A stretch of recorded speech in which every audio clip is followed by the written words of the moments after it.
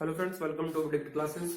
मैं विपुल दीप सिंह आपका सुबह स्वागत करता हूं। और इस वीडियो के अंदर हम फिर से थोड़ा सा हमारा ये बहुत ज्यादा इंटरेक्टिव सेक्शन लेने वाला है। थोड़ा सा नहीं, बहुत ज्यादा इंटरेक्टिव सेक्शन लेने वाला है। क्यों? क्योंकि इससे पीछे वाला जो वीडियो था वो आपको यूटिलाइजेशन पे मिला था, फ्लाई ऐश के ऊपर। ठीक है, हमारा वीडियो था। ये वीडियो आपका जेएसओ और जेई दोनों के लिए रहेगा। मैं वीडियो के शुरू में ही बता रहा हूँ। ठीक है, इस वीडियो के अंदर हम डिस्कस करने वाले हैं। ठीक है, हम ना थोड़ा सा क्या करेंगे, करंट अफेयर की तरफ चलेंगे। ठीक है, ये सेक्शन जो है ना, ये थोड़ा अछूता है ना। मेरे को ये है कि जो बच्चे मेरे को टाइम दे रहे हैं, मेरे वीडियोस को टाइम दे रहे हैं, जो देख रहे हैं, उनके लिए मैं वो चीजें, वो कंटेंट भी दे दूं जिनके लिए उन्हें ज्यादा माथापौड़ी ना करनी पड़े। ठीक है, मैं कुछ कंटेंट निकाल के लाया हूं आपके लिए। एनर्जी की बात करेंगे हम। ठीक है, चाहे वो सोलर एनर्जी हो, चाहे वो इलेक्ट्रिसिटी हो, चाहे वो म्युनिसिपल सॉलिड वेस्ट एनर्जी हो, कैसे भी किसी भी सोर्स से अगर क्या बन रहा है, एनर्जी बन रही है, चाहे वो बायोस्फीयर रिजर्व हो, यहां पर चाहे वो प्राइस हो, एनर्जी और इन्वायरमेंट से रिलेटेड अगर आपकी कोई भी चीज है तो मैं आपको 20-25 पॉइंट देने वाला हूं। इनमें से श्योर एंड सर्टेन एक ना एक क्वेश्चन, ज्यादा तो जितने मर्जी पड़ जाए, लेकिन मिनिमम एक क्वेश्चन तो पड़ेगा ही पड़ेगा, क्योंकि यही पिछले 2-3 महीने के अंदर जो है ज्यादा डिटेल के अंदर रहे हैं। और यही अगर आप एक मोटी सी करंट अफेयर की किताब खोले बैठोगे तो आपको पढ़ने को मिलेगा, लेकिन आपको वहां पर काफी मेहनत करनी पड़ेगी और बोरिंग भी लगेगा। लेकिन मैंने आपके लिए शॉर्ट एंड स्वीट करके, हमारा छोटा वीडियो होगा और सारे पॉइंट्स हम डिस्कस करते हुए चलेंगे। करंट अफेयर सेक्शन का रहेगा। चलिए स्टार्ट करते हैं। सबसे पहले अगर बात करें तो मैं आपको बताऊं कि इंडिया के अंदर क्या हुआ है। इंडिया में एक स्किल है ना, skill development based skill development program चलाया गया। स्किल डेवलपमेंट प्रोग्राम चलाया गया। अब आप कहोगे सर बहुत सारे चलते हैं, लेकिन ये हमारे लिए क्यों इंपॉर्टेंट हो जाता है? क्योंकि ये चलाया गया सोलर एनर्जी। बात समझ में आ रही क्या? सोलर एनर्जी से रिलेटेड है। और सोलर एनर्जी का काम क्या भैया? पावर प्रोडक्शन करना है यहाँ पर। तो बेसिकली आप ये कह सकते हो कि आपका ये जो स्किल डेवलपमेंट प्रोग्राम है, ये किससे रिलेटेड है? ये पावर प्रोडक्शन से रिलेटेड है। अभी करंट में शुरू किया गया। कहां शुरू किया गया? ये आपका स्टार्ट किया गया है national institute of solar energy. National institute of solar energy है ना, ये यहां पर स्टार्ट किया गया। और किस जगह पर है ये हरियाणा के अंदर है। हरियाणा में किस जगह पर है ये? गुरुग्राम में। ठीक है, तो अगर ये क्वेश्चन पूछा जाए कि करंट के अंदर कोई एक ऐसा स्किल डेवलपमेंट प्रोग्राम स्टार्ट किया गया है जो सोलर एनर्जी से रिलेटेड है, पावर प्रोडक्शन से रिलेटेड है, तो वो कहां स्टार्ट किया गया? National institute of solar energy. ठीक है, इसी तरह से ना आपका national institute of wind energy भी है। ये क्या ऑन कैंपस प्रोग्राम है? ये कैंपस है। ठीक है, इंस्टीट्यूट भी है और ये कैंपस भी है। इसी की चीज के ऊपर ये काम करता है ना। यहां पर स्टार्ट किया। सबसे पहला पॉइंट आपका था। ठीक है, इसको आप बोल सकते हो सेंटर ऑफ एक्सीलेंस भी बोल सकते हो आप इसको। सेंटर ऑफ एक्सीलेंस भी बोला जाता है। ठीक है, बात समझ में आ रही? COE भी आपको लिखा हुआ मिल सकता है। Centre of excellence, centre for excellence है ना, ये भी मिल सकता है। इस नाम से मिले आपको, या स्किल डेवलपमेंट प्रोग्राम मिले, या ये पूछा जाए कि सोलर एनर्जी का सबसे बड़ा इंस्टीट्यूट। देखो कई क्वेश्चन बन रहे हैं एक ही पॉइंट के अंदर। सोलर एनर्जी का हमारे देश का सबसे बड़ा इंस्टीट्यूट जो है वो कौन सा है? National institute of solar energy. किस जगह पर है ये? हरियाणा गुरुग्राम के अंदर है। और ये अभी 2020 में आपके यहां पर ये प्रोग्राम स्टार्ट किया गया। ठीक है, चलिए बढ़ते आगे नेक्स्ट पॉइंट की तरफ। और नेक्स्ट पॉइंट जो आपका है वो ये है कि यूनियन मिनिस्ट्री जो है, यूनियन पावर मिनिस्ट्री है ना, यूनियन पावर मिनिस्ट्री मतलब सेंटर की जो क्या है, शक्ति से रिलेटेड, पावर है ना, इलेक्ट्रिसिटी से रिलेटेड जो यूनियन पावर मिनिस्ट्री आपकी, उसने क्या किया है? नए रूल्स बनाए। और वो नए रूल्स क्यों बनाए हैं? वो बनाए हैं राइट टू कंज्यूमर के लिए। ठीक है, आपने एक मूवी देखी होगी कुछ दिन पहले, एक आई थी शाहिद कपूर की, लगभग साल भर हो गया। थोड़ा वो बिल के ऊपर इलेक्ट्रिसिटी की बात हुई थी उसमें ना। तो वैसी चीजों से जब उपभोक्ता परेशान हो जाते हैं, बिजली की परेशानियां जो उनको आ रही हैं, उसकी वजह से उनको रिजोल्व करने के लिए यूनियन पावर मिनिस्ट्री ने राइट टू कंज्यूमर है ना, राइट टू कंज्यूमर कुछ रूल्स बनाए हैं। और ये रूल्स जो है आपके, ये किसके अंदर मिलेंगे आपको? इस नाम से मिलेंगे भैया, 2020। ठीक है, बात समझ में आ रही है? सिर्फ इतना ही है इसके अंदर है ना। क्या है कि यूनियन पावर मिनिस्ट्री ने राइट टू कंज्यूमर रूल्स जो है ना वो बनाए हैं। और ये कब बनाए गए? ये 2020 में बनाए गए, नए वाले हैं ये। ठीक है, ये आपको याद रखना। अगर पूछा जाए राइट टू कंज्यूमर रूल्स नए किस सन के अंदर आए हैं, तो ये आए हैं आपके 2020 के अंदर। ठीक है, और यूनियन ऑफ पावर मिनिस्ट्री ने बनाए हैं। अब यहाँ पर बात आती है कि यूनियन ऑफ पावर मिनिस्ट्री का है ना हेड कौन है, यहाँ पर मंत्री कौन है जी आपका? ये है RK सिंह। ये इस पॉइंट से रिलेटेड एक छोटी सी जानकारी हो रहा है जो आप रखिए अपने पास। ठीक है, union power ministry right to consumer rules 2020 में बनाए गए। किसके द्वारा बनाए गए? ये इनका मिनिस्टर कौन है? RK सिंह। चलिए आगे बढ़ते हैं नेक्स्ट पॉइंट की तरफ, जो हमारा थर्ड पॉइंट है।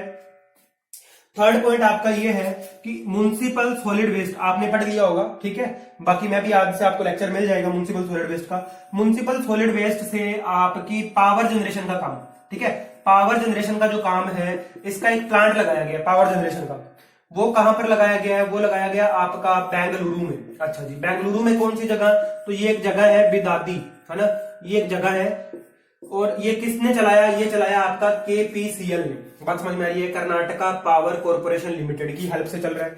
भैया मैंने क्या बोला आपको, एमएसडब्ल्यू का एक नया, एमएसडब्ल्यू जो म्युनिसिपल सॉलिड वेस्ट है उससे पावर जनरेशन करने के लिए आपका बेंगलुरु के अंदर एक पावर प्रोजेक्ट शुरू किया गया है, जो किसके सहयोग से चल रहा है, वो चल रहा है आपका कर्नाटका पावर कॉर्पोरेशन लिमिटेड के। अच्छा जी, अब ये कितनी वाट का है, कितनी पावर का है, तो वो देखो वाट नहीं सॉरी कितनी पावर का है, यहाँ पर कितनी पावर बनेगी, वो बनेगी आपकी 11.5 मेगावाट। 11.5 मेगावाट जो आपकी पावर प्रोडक्शन होगी इस प्लांट से। और ये प्लांट कहां पे, बेंगलुरु में भैया।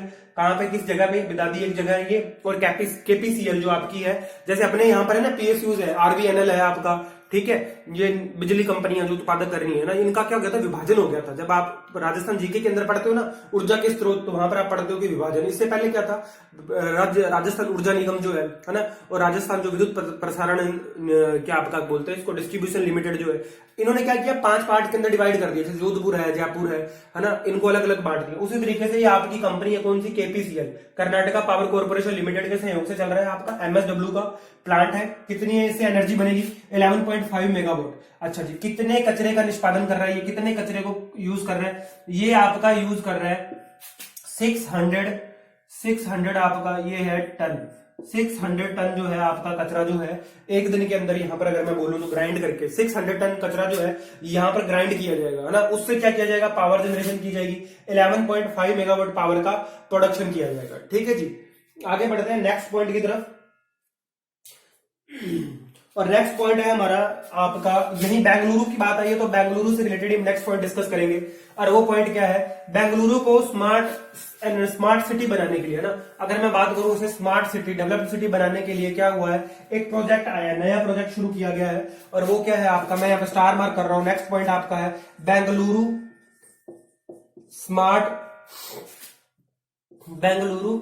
Smart city. ठीक है, स्मार्ट सिटी प्रोजेक्ट जो है ये चलाया जा रहा है। ये आपका चलाया क्यों जा रहा है, देखो स्मार्ट सिटी तो बहुत जगह चल रही है, लेकिन यहां पर बेंगलुरु सिटी को जो बिजली है ना, वो कैसे देने की परियोजना बनाई जा रही है, सोलर से। भैया सोलर एनर्जी का यहाँ पर काम होने वाला है पूरा का पूरा, मतलब जो मेन चीजें है ना आपकी, जैसे सिटीज के अंदर जितनी भी एनर्जी की रिक्वायरमेंट है वो सोलर बेस्ड की जा रही है। ठीक है, तो बेंगलुरु स्मार्ट सिटी प्रोजेक्ट जो है सोलर एनर्जी के ऊपर बेस्ड है। और इसे फंड कौन कर रहा है, एडीबी आपका ना, एशियन डेवलपमेंट बैंक। इसका हेडक्वार्टर कहां पे भैया, ये है मनीला के अंदर। कितने रुपए का सहयोग दे रहा है ये आपको दे रहा है मेरे हिसाब से करोड़ के अंदर कुछ हो रहा है और मिलियन के अंदर कुछ हो रहा है, तो मैं आपको दोनों लिखवा देता हूं यहाँ पे। ठीक है, ये आपको दे रहा है 190 मिलियन। कितने डॉलर दे रहा है ये आपको, 190 मिलियन डॉलर। ठीक है जी, और ये लगभग कितने करोड़ रुपए हो जाते हैं, ये 1400 करोड़ रुपए हो जाते हैं। इतना सहयोग दे रहा है। ठीक है, याद रखेंगे अभी तक हमने आरके सिंह कौन है आपके, मिनिस्ट्री ऑफ, है ना, पावर मिनिस्ट्री जो है आपकी, यूनियन पावर मिनिस्ट्री जो है उसके हेड कौन है, आरके सिंह है। हमने क्या पढ़ा कि ये एमएसडब्ल्यू से जो कारखाना बनाया जा रहा है, नया प्लांट जो लगाया जा रहा है पावर जनरेशन का, ये कहां लगाया जा रहा है, ये बेंगलुरु में बिदादी एक जगह है। किसके सहयोग से लगाया जा रहा है, केपीसीएल के सहयोग से। कितना कचरा यूज किया जाएगा यहाँ पर, मैं अगर वेस्ट की बात करूं तो वो आपका 600 टन वेस्ट जो है यहाँ पर इस्तेमाल किया जाएगा एक दिन के अंदर पावर जनरेशन करने के लिए। चलिए जी, ये पॉइंट हुआ। नेक्स्ट पॉइंट आगे बढ़ते हैं। जितने भी पावर से रिलेटेड आपके है ना, वो मैं आपको यहाँ पर जो है वो कंप्लीट करवा दूंगा। इसके बाद में आपको और माथा मारने की जरूरत नहीं पड़ेगी। नेक्स्ट देखो, नेक्स्ट आपका यूनियन पेट्रोलियम एंड आपकी है ये गैस मिनिस्ट्री, है ना, गैस मिनिस्ट्री। इसने क्या किया है, इसने एक नया काम किया जी। क्या काम किया, एक नई पावर के ऊपर नई, अगर मैं बात करूं पेट्रोलियम और गैस के लिए जो अपनी जो क्या बनती है, स्कीम्स बनती हैं, उनमें से एक स्कीम नई बनाई गई है। और वो किसके ऊपर बेस्ड है, ऑयल के ऊपर बेस्ड है आपकी, और इसे नाम दिया गया है बंगाल बेसिन। ठीक है, याद रखेंगे अगर पूछा जाए बंगाल बेसिन, तो ये क्या है आपका, एक प्रोजेक्ट है। इसके अंदर क्या किया जा रहा है, ऑयल की सप्लाई की जाएगी। और ये किसके द्वारा ओन्ड है, ONGC। बात समझ में आ रही है, गैस एनर्जी ऑयल। ठीक है, ये तो आपको पता होगा, oil and natural gas corporation limited, है ना। ONGC जो है आपका, ये क्या करता है, ऑयल के सेक्टर के अंदर काम करता है। और इसके ऐसे कितने बेसिन चल चुके हैं अब तक, 7 बेसिन चल रहे हैं। और ये आपका 8वां बेसिन है बंगाल बेसिन। ठीक है, बंगाल बेसिन जो है अभी स्टार्ट हुआ है, union petroleum and gas ministry ने शुरू किया है। अच्छा जी, अब इस मिनिस्ट्री का आया तो इसका हेड कौन है, ये भी आपको याद करना पड़ेगा। ये है आपके धर्मेंद्र प्रधान। भैया इनका नाम क्या है, धर्मेंद्र प्रधान। बात समझ में आ रही है। Union petroleum and gas ministry जो है आपकी, इसने क्या किया, एक प्रोजेक्ट शुरू किया है, और ये प्रोजेक्ट जो है किसको ओन्ड किया गया है, ओएनजीसी को, और इसका नाम क्या है, बंगाल बेसिन। बात समझ में आ रही है। और इसके हेड कौन है, union petroleum and gas ministry के, वो है आपके धर्मेंद्र प्रधान। चलिए नेक्स्ट पॉइंट की तरफ बढ़ते हैं। हाँ जी, अभी तक आपने क्या होगा, सुना होगा कि अफ्रीका के अंदर, जो आपका अफ्रीका है, ठीक है, ये आपने कभी ज्योग्राफी पढ़ी है वर्ल्ड की, तो आपको वहां पर पढ़ने को मिला होगा कि अफ्रीका के अंदर क्या होता है, जितनी भी सफारीज है ना, जितनी भी सफारी आप घूमने जाते हो ना, टाइगर सफारी वगैरह, है ना, वैसा अफ्रीका के अंदर ये चल रहा था, इंडिया में नहीं था। ठीक है, तो क्या है ये है आपका hot air balloon, hot air balloon safari. इसके बारे में क्यों बात कर रहे हैं, ये अभी रिसेंटली इंडिया के अंदर स्टार्ट हुआ है। Hot air balloon safari India के अंदर स्टार्ट हुआ है, और ये किस जगह पे स्टार्ट हुआ है, ये एमपी के अंदर, मध्य प्रदेश में आपके ये स्टार्ट हुआ है। बात समझ में आ रही क्या, मध्य प्रदेश में, मध्य प्रदेश में स्टार्ट हो रहा है। किस जगह पे स्टार्ट हो रहा है ये आपका, तो ये आपका स्टार्ट हो रहा है बांधवगढ़। कहां स्टार्ट हो रहा है, बांधवगढ़ टाइगर रिजर्व। बात समझ में आ रही है, ये आपके बांधवगढ़ टाइगर रिजर्व के अंदर स्टार्ट हो रहा है। बात समझ में आई। और ये क्या है, hot air and balloon safari का मजा आप अब इंडिया में भी ले पाएंगे। पहले आपको इसका मजा लेने के लिए अलग कहीं बाहर कंट्री में जाना पड़ता था, अब आप कहां ले पाएंगे, बांधवगढ़ टाइगर रिजर्व में। और ये कहां पर है भैया, मध्य प्रदेश के अंदर है। ठीक है जी, ये आपको समझ में आया, एमपी के अंदर है आपका, ये भी नया लॉन्च किया गया है। चलिए अब आगे बढ़ते हैं, थोड़ी सी हम बात करते हैं ग्लोबल इंडेक्सेस के बारे में, है ना। ग्लोबल इंडेक्स पढ़ते हैं थोड़े से, और इंडिया की रैंकिंग जानने की कोशिश करते हैं। बिल्कुल लेटेस्ट रैंकिंग पढ़ेंगे, फालतू पुरानी रैंकिंग नहीं पढ़ेंगे, नहीं पढ़ेंगे बिल्कुल जी, है ना। ये आपकी रैंकिंग है आपकी, अगर मैं बात करूं इंडिया रैंक्स, ठीक है, इंडिया की 111वीं रैंक है, और ये किसके अंदर है, ये है आपकी ह्यूमन फ्रीडम इंडेक्स के अंदर। ठीक है, ह्यूमन फ्रीडम इंडेक्स के अंदर इंडिया की कौन सी रैंक है, 111 नंबर की, है ना, ये रैंक है। इससे पहले जो पिछली रिपोर्ट थी, और ये कब की है, ये 2020 की है। इससे पहले वाली जो रिपोर्ट थी उसके अंदर इंडिया की कौन सी रैंक थी, ये अगर पूछे तो ये भी आपको याद रखना है, ये थी आपकी 94th रैंक थी इंडिया की। ठीक है, और ये आई कब थी, इससे पिछली रिपोर्ट की आई थी 2019 के अंदर। इस रिपोर्ट के अंदर टॉप किसने मारा, है ना, फ्रीडम सबसे ज्यादा कहां पर थी, ये थी न्यूजीलैंड के अंदर। बात समझ में आ रही है, न्यूजीलैंड ने टॉप मारा। और न्यूजीलैंड के बाद में सेकंड रैंक पे पता आपको कौन है, सेकंड रैंक पे बड़ी ही फेमस सिटी है, सबका मन करता है वहां जाने का, है ना, ये है आपकी स्विट्जरलैंड, और स्विट्जरलैंड के बाद में है हांगकांग। बात समझ में आ रही है। इन 3 कंट्रियों ने क्या किया, टॉप मारा, और हम लोग कहां पे हैं, 111वें नंबर पे हैं। और फुल कंट्री अगर मैं बात करूं, हम 111 पे आए हैं, कितने में से, 162 में से, कुल 162 देश, और हम लोग कहां घूम रहे हैं, 111 नंबर पे। तो आप भैया चिंतित हो रही थोड़ी से। 2019 के अंदर हमारी स्वतंत्रता के हिसाब से हम कितनी रैंकिंग पे थे, 94 पे, और 2020 में कहां पहुंच गए, 111 में। और आने वाले साल के अंदर हम कहां होंगे, सबसे लास्ट में। ठीक है, आपकी पूरी स्वतंत्रता छीन ली जाएगी। व्हाट्सएप की नई पॉलिसी आ रही है, हर चीज की नई पॉलिसी आ रही है, मीडिया आपको पता ही है क्या चल रहा है, मुझे बोलने की जरूरत नहीं है। ठीक है, याद रखेंगे, इंपॉर्टेंट है, ह्यूमन फ्रीडम इंडेक्स पूछा जा सकता है। आगे बढ़ते हैं नेक्स्ट पॉइंट की तरफ, और नेक्स्ट पॉइंट है आपका इंटरनेशनल सैंड आर्ट फेस्टिवल। ये हो रहा है आपका, है ना। चलिए जी, ये क्या है, इंटरनेशनल, ये बताता हूं मैं आपको, इसके ऊपर आपने कई बार ये न्यूज में भी रहा है, इंटरनेशनल सैंड फेस्टिवल। ये सैंड फेस्टिवल जो है ना आपका, ये किस जगह पे मनाया गया, ये मनाया गया उड़ीसा के अंदर। ठीक है, पहला फैक्ट तो ये याद रखेंगे। फिर ये उड़ीसा के अंदर मनाया गया इंटरनेशनल सैंड फेस्टिवल आपका, कौन सी लेक के किनारे मंगाया, कौन सी लेक या किसी पानी वाली, जहां पर क्या हो रही है, सैंड होगी। सैंड कौन सी, ज्यादातर लोमी सैंड जो होती है ना, इस टाइप की, या मरीन सैंड में कह लूं। तो ये कौन से बीच पर मनाया गया, ये मनाया गया आपका चंद्रभागा। ठीक है, इसका नाम याद रखेंगे, चंद्रभागा। ये आपकी बीच है किस जगह पर, उड़ीसा के अंदर। वहां पर क्या मनाया गया, इंटरनेशनल सैंड फेस्टिवल। और ये कितने नंबर का था, ये आपका 9th नंबर का इंटरनेशनल सैंड फेस्टिवल था, जो उड़ीसा के अंदर चंद्रभागा बीच पर मनाया गया। ठीक है जी, ये, और इसके अलावा आप ये भी याद रख सकते हैं कि यहीं पर एक और चीज हुई है, 31st कोणार्क फेस्टिवल।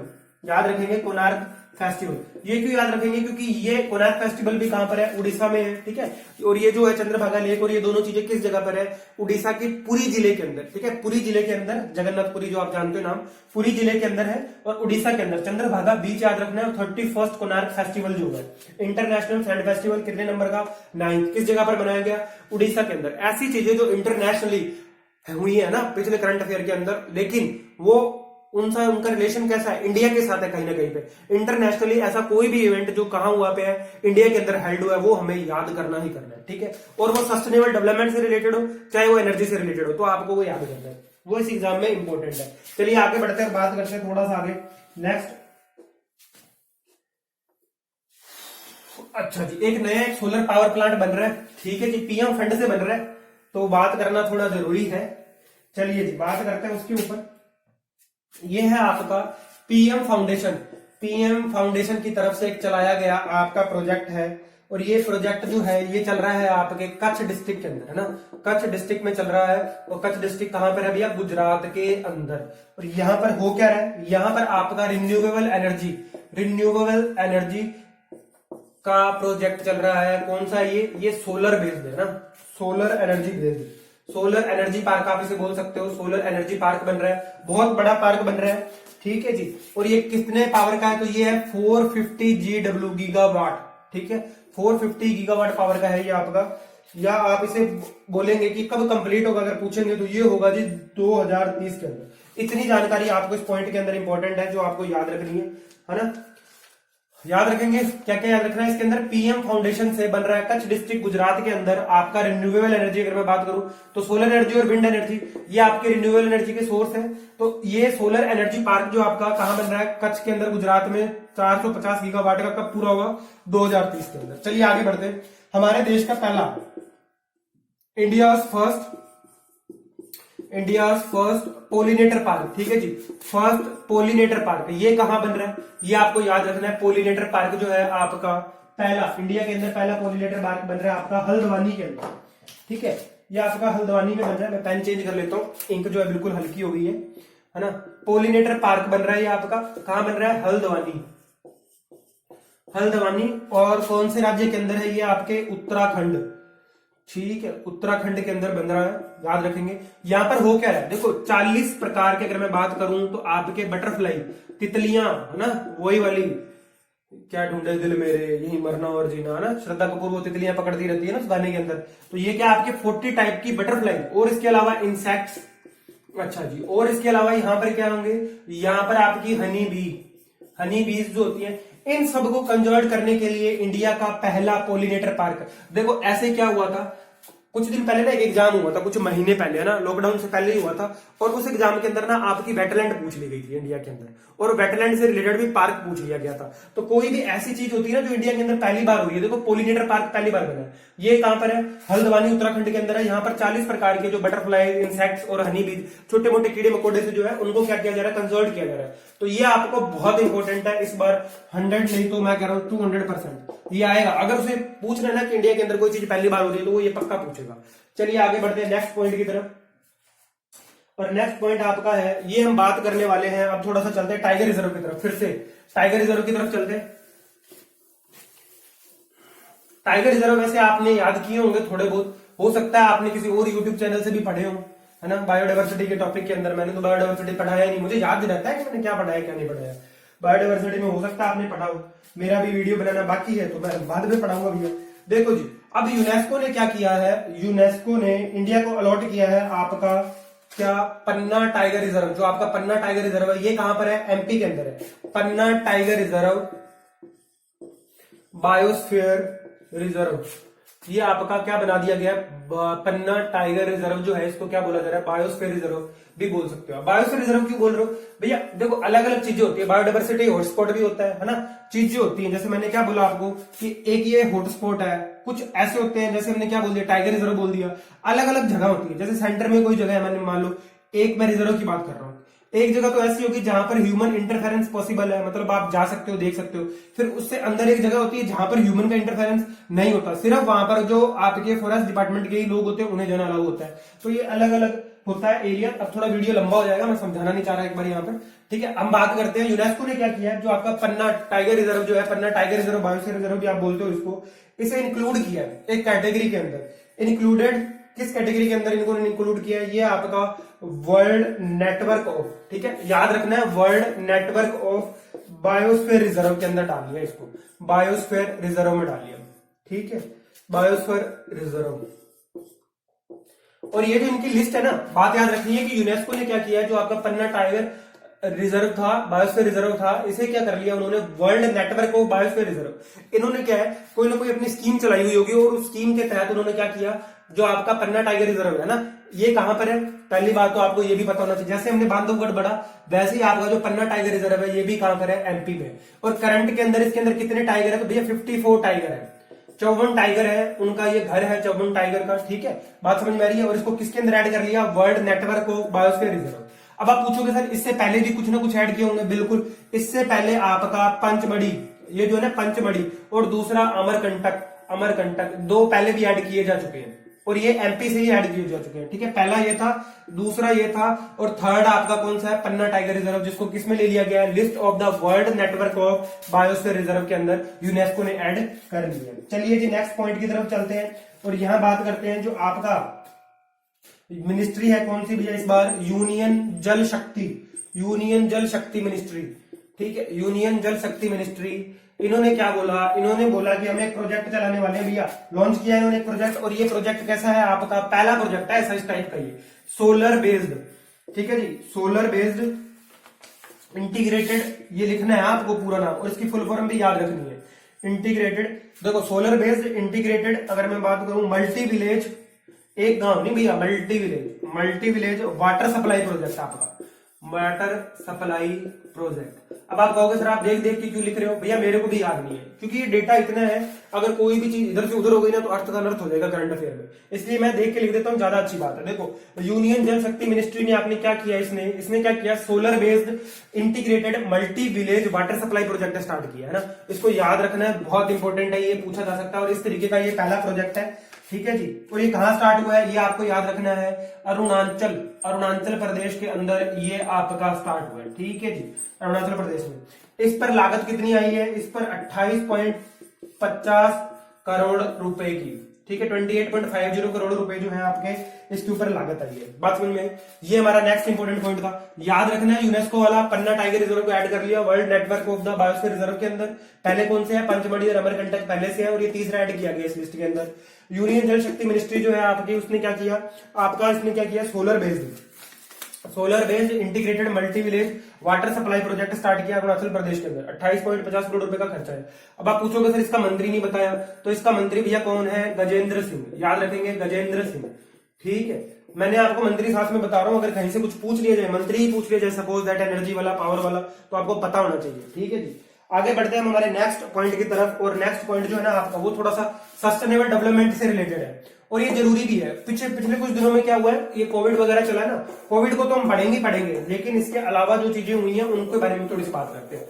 अच्छा, सस्टेनेबल डेवलपमेंट की मैं अगर बात करूं तो आपकी भैया जो हेल्थ मिनिस्ट्री है ना, हेल्थ मिनिस्ट्री, तो हेल्थ मिनिस्ट्री के आपको पता होगा प्रमुख कौन है ना। सबसे पहले तो देखो डॉक्टर आपके कौन से, हर्षवर्धन, है ना, ये आपके डॉक्टर हर्षवर्धन जो है, ये आपके क्या है, हेल्थ मिनिस्ट्री के प्रमुख है, ठीक है। इन्होंने क्या किया, एक नेशनल कॉन्फ्रेंस हो रही थी हमारी, किसके ऊपर हो रही थी इंडिया के अंदर, ये हो रही थी आपकी टीबी के ऊपर, है ना, कि टीबी को हटाओ, और ये किससे रिलेटेड है, सस्टेनेबल डेवलपमेंट से। बात समझ में आ रही है, क्यों याद करना है आपको, देखो सस्टेनेबल डेवलपमेंट से।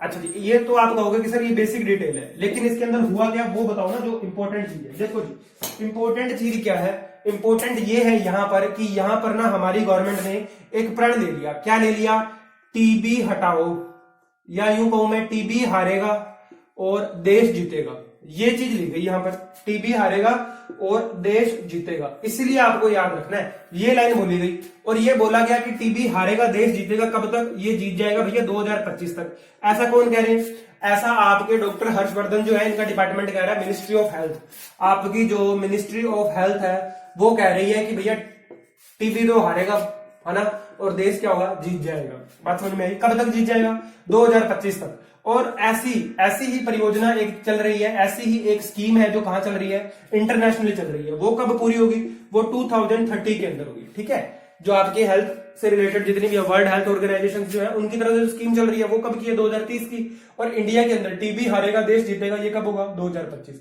इन्होंने क्या किया, एक वीडियो कॉन्फ्रेंसिंग हो रही थी न्यू दिल्ली के अंदर, कहां हो रही थी, न्यू दिल्ली के अंदर। वहां पर इन्होंने क्या किया, इनोग्रेशन किया और क्या बोला कि हम एक प्रण लेते हैं, टीबी हारेगा देश जीतेगा। ये प्लान शुरू करते हैं और 2025 तक हम इसे कंप्लीट कर लेंगे 5 साल के अंदर अंदर। ये आपको पॉइंट याद रखना है। चलिए जी आगे बढ़ते हैं, आगे बढ़ते हैं। और नेक्स्ट पॉइंट आपका है, ये है आपका यूनियन टेरिटरी।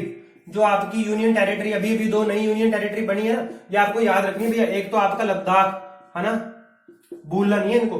दूसरा आपका किसको बनाया था, अभी जम्मू को बनाया था थोड़े दिन पहले, जो आपका कश्मीर वाला हिस्सा है ना लद्दाख, ये इनको क्या बना दिया था, 2 यूनियन टेरिटरी बनाई गई थी आपकी। अब ये जो लद्दाख है ना, इसके अंदर जो लेह है, लेह यहां पर आपका एक क्या है बना हुआ है, IAF इंडियन एयरफोर्स, ठीक है, इंडियन एयरफोर्स का क्या बना हुआ है, स्टेशन बना हुआ है। और इस स्टेशन के ऊपर क्या किया जा रहा है आपका, सोलर एनर्जी, फिर से देखो सोलर एनर्जी आ गई, सोलर एनर्जी बेस्ड है ना प्लांट लगाया जा रहा है। ठीक है, पहले यहां पर क्या हो रहा है, इस एरिया के अंदर क्या हो रहा था, आपके जो फॉसिल फ्यूल्स वगैरह हैं उनको यूज किया जा रहा था, ठीक है, और उनसे पावर जनरेशन का काम किया जा रहा था। लेकिन अब इस प्लांट को क्या चाहिए, ये देखो भैया IAF इंडियन एयरफोर्स तो बड़े बड़े जहाज उड़ते होंगे, बहुत लाइट का काम चाहिए, वहां पे बहुत एनर्जी चाहिए, तो ये काम किससे किया जाएगा, अब सोलर एनर्जी बेस्ड प्लांट लगाया जा रहा है यहाँ पर। और ये कितनी एनर्जी का है, ये आपको जरूरी है पढ़ना, ठीक है जी।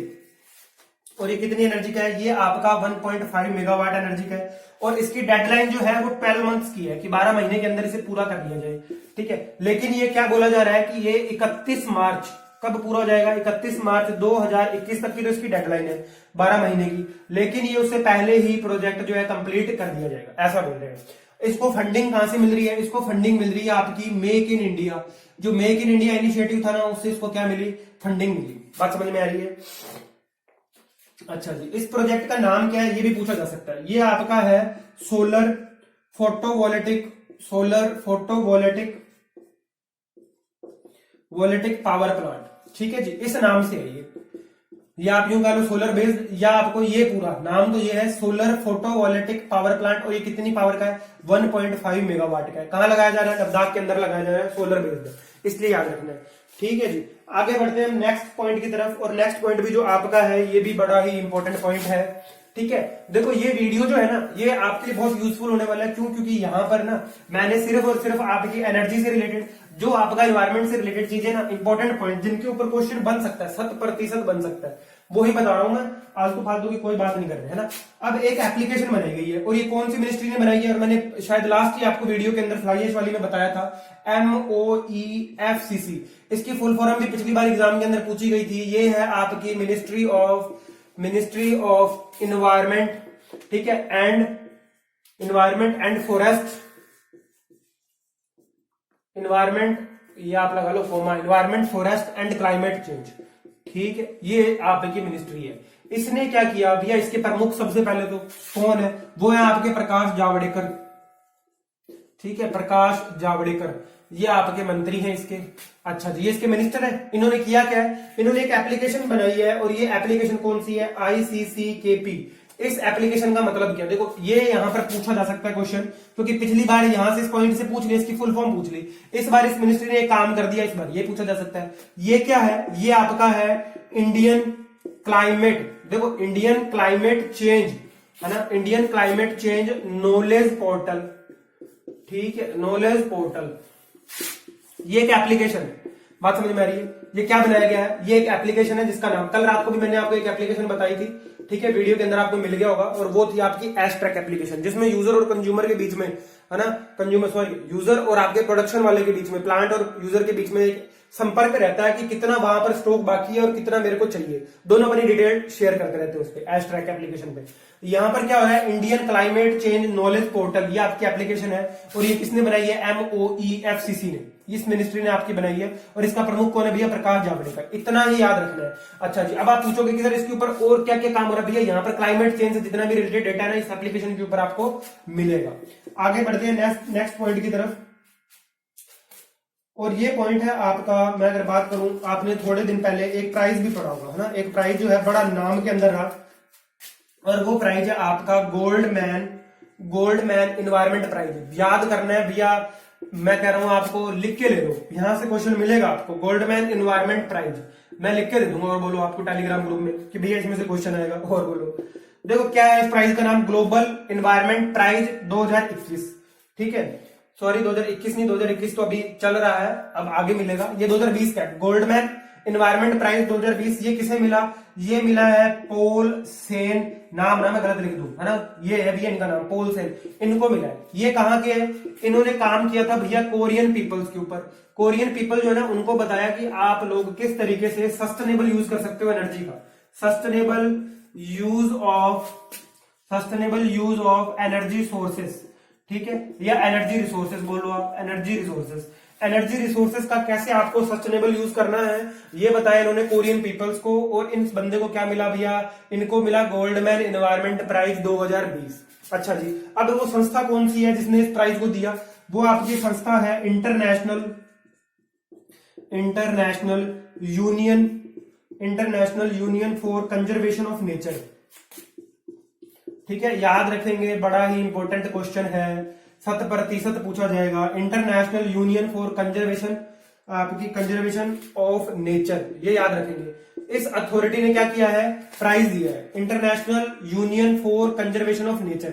अच्छा, जिसकी शॉर्ट फॉर्म क्या बनेगी? IU और आपका CN, IUCN, ठीक है। IUCN ने क्या किया? कौन सा पुरस्कार दिया? Goldman environment prize 2020। Korean people को क्या क्या सिखाया भैया? जागरूक किया इस बंदे ने।